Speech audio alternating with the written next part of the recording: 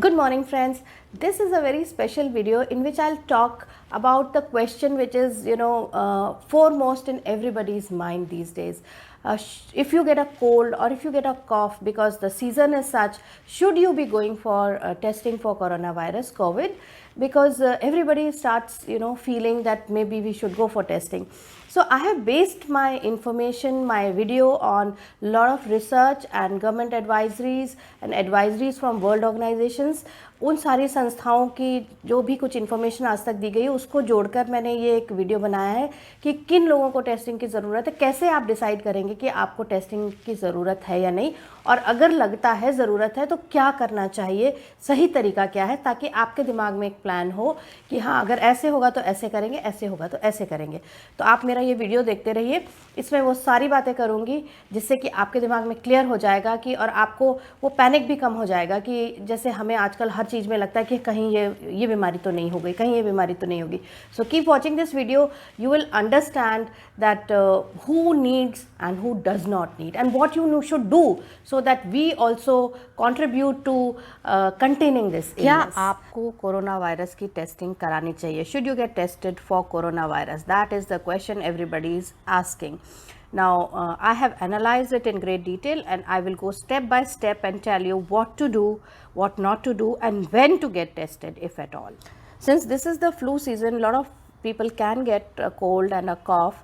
So if you do get, don't panic. First of all, first thing is, did you travel abroad? क्या आप विदेश गए थे? खासकर ऐसी कंट्रीज़ जहाँ पे कि अफेक्ट ज़्यादा है, जैसे कि कुछ यूरोपियन कंट्रीज़, इटली, फ्रांस वगैरह, और चाइना की तरफ आप गए हैं, या इस तरह की किसी भी कंट्री में आप गए हैं, तो पहले आप ये सोचिए कि हमने क्या ऐसा ट्रैवल किया? Did we travel abroad? That is the first question you should ask. The second question you should ask is, did you come in contact with people who traveled to such countries? क्या आपका ऐसे लोगों के साथ कोई direct contact हुआ है जो लोग बाहर से आए हैं या बाहर होकर आए हैं? तो हो सकता है आपकी फैमिली में कुछ लोग विजिटिंग आए हों, या ऐसी कुछ भी सिचुएशन बनी हो जहाँ पे कि आपका डायरेक्ट कांटेक्ट हो गया हो. So if you have been in direct contact, then you should keep that in mind. तीसरी चीज़ पर आते हैं कि did you come in contact with any affected person? हो सकता है अपने काम की वजह से कि ऑफिस में किसी को मिला, या किसी और वजह से ऐसे किसी इंसान के कॉन्टैक्ट में आए हो जो बाद में या पहले पॉजिटिव टेस्ट हुआ. So if you came in direct contact with a person who was affected for whatever reasons, then that is a factor to keep in mind. तो इस बात को, थर्ड क्वेश्चन को ज़रूर पूछिए कि क्या किसी भी वजह से मेरा डायरेक्ट कॉन्टैक्ट हुआ क्या. अब चौथी चीज़ के बारे में बताऊंगी कि क्या आप किसी ऐसी गैदरिंग का पार्ट थे, जैसे कोई शादी, कोई पार्टी, या कुछ भी इस तरीके का, जहाँ पे भी जो लोग आए थे, कुछ लोग हो सकता है बाहर से आए हों और बाद में उनमें से कुछ पॉजिटिव पाए गए. So try to think hard, were you ever part of such a gathering or a common place where you could have been with people who have traveled from other countries, affected countries, and who later found to be positive. So trace back your steps. First thing is that you should trace back your steps and see the history of whether you could have got exposed to the virus. And if none of this applies to you, then most likely your flu is just a flu. इनमें से अगर कुछ भी आपके साथ नहीं हुआ है तो आपका फ्लू फिर फ्लू ही है, और वो 3 से 5 दिन में जैसे कि नॉर्मली ठीक होता है, हो जाएगा. तो अपने आप को 3 से 5 दिन का समय दीजिए अपनी हिस्ट्री को देखने के बाद. कॉमन फ्लू भी है तो भी आप इंडोर्स ही रहें और अपने फ्लू को ठीक करें, तो ताकि जो है आप और लोगों में फ्लू ना बांटे. क्योंकि क्या हो रहा है कि फ्लू का तो सीज़न है, लेकिन फ्लू होते ही बाकी लोग पैनिक कर जाते हैं. If anybody is coughing in public, anybody is sneezing in public, everybody is kind of getting panicked. So if you have the seasonal flu also, please take care and stay indoors, wait for yourself to recover, then start mingling with people. आते हैं कि अगर 3 से 5-6 दिन में भी आपके symptoms नहीं सुधरते और आपको किसी भी वजह से लगता है कि हाँ भाई हो सकता है कि मुझे है, तो आप एक डिसीजन ले सकते हैं कि हम टेस्टिंग कराएं. लेकिन बहुत इंपॉर्टेंट है कि टेस्टिंग के लिए तुरंत से उठ के डॉक्टर के पास मत पहुंच जाएं. It is very important, if in case you do feel that you need to get tested, don't just rush to the doctor or the hospitals, because by doing that you are exposing others to the risk of infection. आप दौड़ के अगर hospital जाते हैं बिना quarantine के, आप इस रिस्क को बढ़ाते हैं कि औरों को लगे. तो अगर आपको ऐसा लगता भी है तो आप एकदम से हॉस्पिटल ना जाएं. मैं अभी बताऊंगी कि ऐसी सिचुएशन में आपको क्या करना चाहिए. So in that situation where you feel you need to be tested, first thing, call the helpline number for coronavirus. Call the helpline number, which is +9111 2397 8046. It is there on the screen, so note it down. This is the number provided by the government, and first thing, you should contact on this number, and after contacting this number, you should follow what they are saying and what they are suggesting you to do. Because इस number पे call करने के बाद आपको follow करना चाहिए कि वो किस तरह से आपको क्या चीज़ रिकमेंड कर रहे हैं. एक हेल्पलाइन ईमेल आईडी भी है जो कि है ncov2019@gmail.com. ncov2019@gmail.com. ये भी आपके स्क्रीन पे आ रहा है. तो ये दो चीज़ों को आप अपने ऐसी जगह पे रखिए जहाँ पे कि आप पहुँच सकते हैं इस जगह से. So this was about testing, but prevention is always better, and you can play a role in prevention. आप prevention अगर करें तो testing की नौबत ही नहीं आएगी.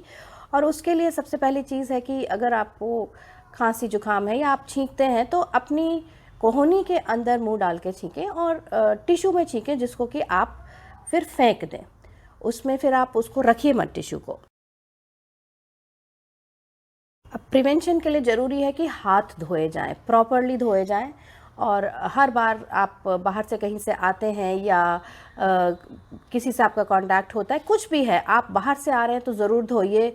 और घर में भी कई बार आप हाथ धोएंगे तो एक बेसिक हाइजीन हो जाएगी. It will ensure a certain level of hygiene and prevention which is very easy to do. So keep washing your hands. Do not touch your face often. हम लोगों की आदत हो जाती है सभी की कि कभी हम फेस पे हाथ लगा रहे होते हैं, तो आप इस समय मत ज़्यादा वो करिए. Try to keep your hands busy in something else and not keep touching your face, because from your hands the germs can travel through your nose, and even if you don't get this virus, other viruses are possible. So to maintain a certain level of prevention, इतना तो आप ध्यान रख सकते हैं कि बहुत ज़्यादा अपने हाथों को चेहरे पर ना लगाएं.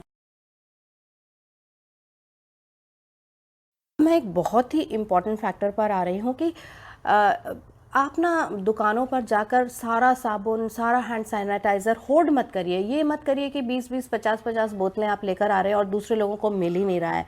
क्योंकि क्या हो रहा है कि इस तरह करने से कुछ लोग उस चीज़ को इस्तेमाल नहीं कर पा रहे हैं.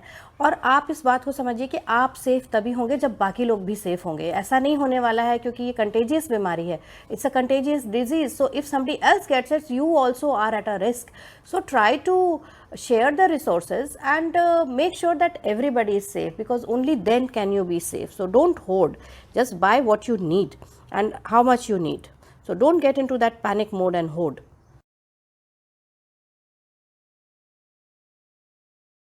And now try to help others. Instead of spreading panic, try to spread information. आप दूसरों को भी वो चीज़ें बताएं जो आपको पता हो सकता है किसी और को ना पता हो. क्योंकि एज अ रिस्पॉन्सिबल सिटीजन आपकी भी ड्यूटी बनती है कि आप इस डिजीज़ को प्रिवेंट करने की कोशिश करें. Try to create that awareness, that educate people on what they should do in this season and what they shouldn't do.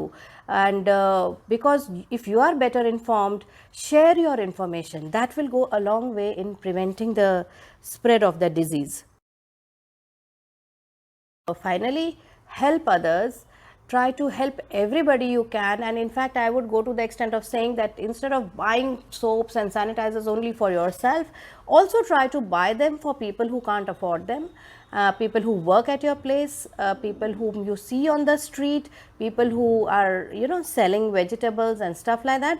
Try to give them certain amount of hygiene products and tell them also how to use it, educate them and help them. So because when we help each other, it will be possible to overcome this disease, the spread of the disease, and we can move towards a, you know, a better, safer and healthier society. So try to help others, do what you can, be responsible for yourself as well as for others. So that is all I have for today.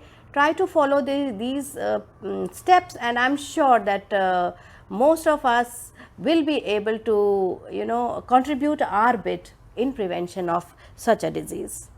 That's all for now.